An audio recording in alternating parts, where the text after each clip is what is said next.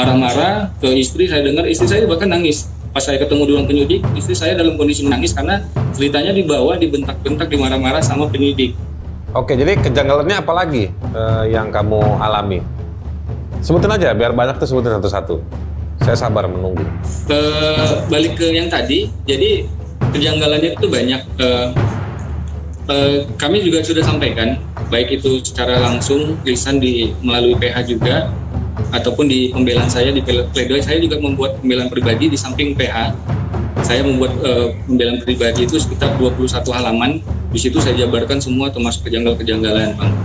Nah, kami sudah melakukan mediasi. Pada saat ditangkap, istri sudah mengajukan penangguhan penahanan, tapi tidak pernah disetujui, serta surat jaminan juga. Sampai ke tingkat pemeriksaan di persidangan juga sudah disampaikan surat penangguhan tidak pernah disetujui. Mediasi sudah kami sampaikan bahwa kami sudah melakukan mediasi 3 kali, bahkan 2 kali istri hadir, 1 kali oleh PH. Di situ istri sudah meminta maaf. Saya juga di ruangan Kanit Reskrim berenam, saya, istri, Bang Jonia, istrinya, lalu diapit 2 PH kiri kanan. Di situ kami direkam, disuruh melakukan permintaan maaf. Ada teks yang sudah disiapkan oleh PH. Jadi tapi itu sia-sia semua. Diarahkan untuk menghapus semua video di channel YouTube saya dengan harapan karena saya sudah capek di dalam, ada sekitar seminggu lebih dengan kondisi di dalam saya diperas dan dianiaya. Dengan harapan saya bisa penangguhan penahanan supaya bisa kumpul sama istri. Akhirnya saya setujui, diminta dihapus, kita nonaktifkan semua video-video. Itu kita setujui. Ternyata itu dibohongin aja ya. Indonesia di mana hukum berada.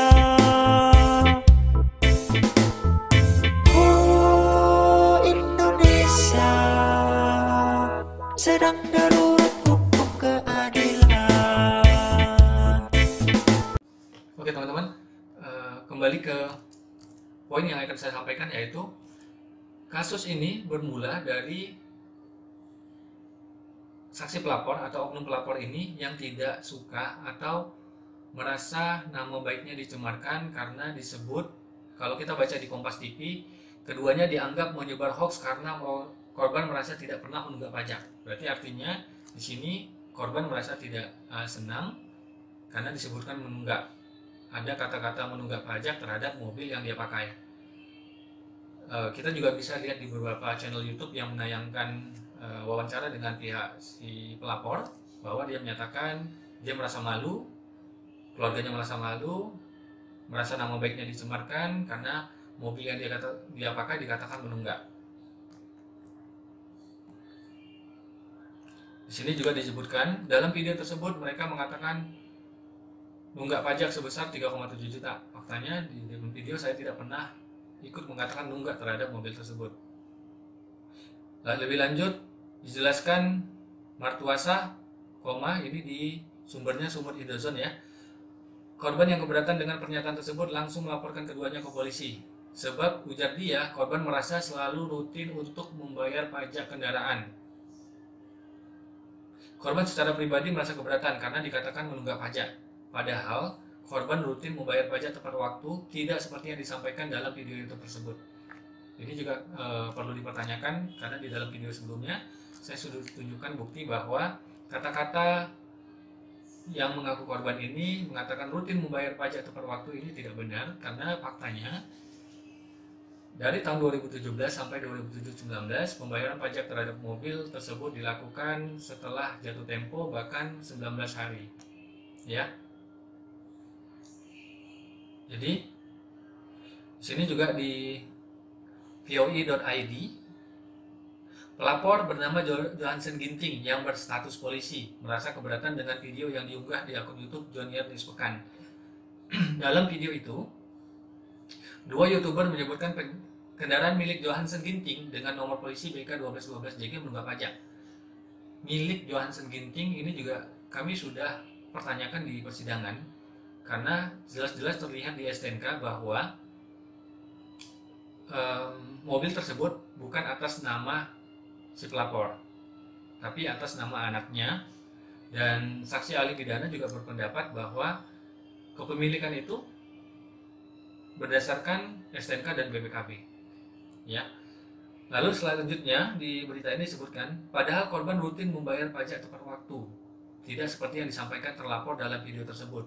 Korban keberatan karena video tersebut disebar dan mengandung unsur berita bohong atau hoax. Laporan atas nama pribadi, katanya.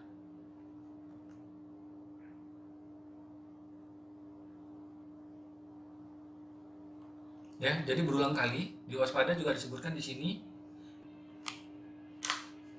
Di sini juga disebutkan masalahnya ya karena kata-kata menunggak tersebut ya. Jadi ini hanya sebagian dari jejak digital yang saya ambil dari internet. Jadi permasalahannya itu hanya dari kata menunggak. Ya, jadi kalau dilihat di video memang ada rekan saya mengatakan nunggak terhadap mobil tersebut. Sedangkan saya sendiri dalam video itu saya justru berbeda pendapat. Kalau teman-teman perhatikan, ketika saya membacakan BK 1212 JG 3,7 juta, lalu teman saya, oh nunggak ya? Lalu saya jawab di video itu, nanti saya putar lagi ya, kita putar. Kita lihat bahwa di situ saya sebutkan wajar sih. Ini kan hitungan setahun, kalau tidak salah seperti itu. Nanti lebih jelasnya kita putar videonya.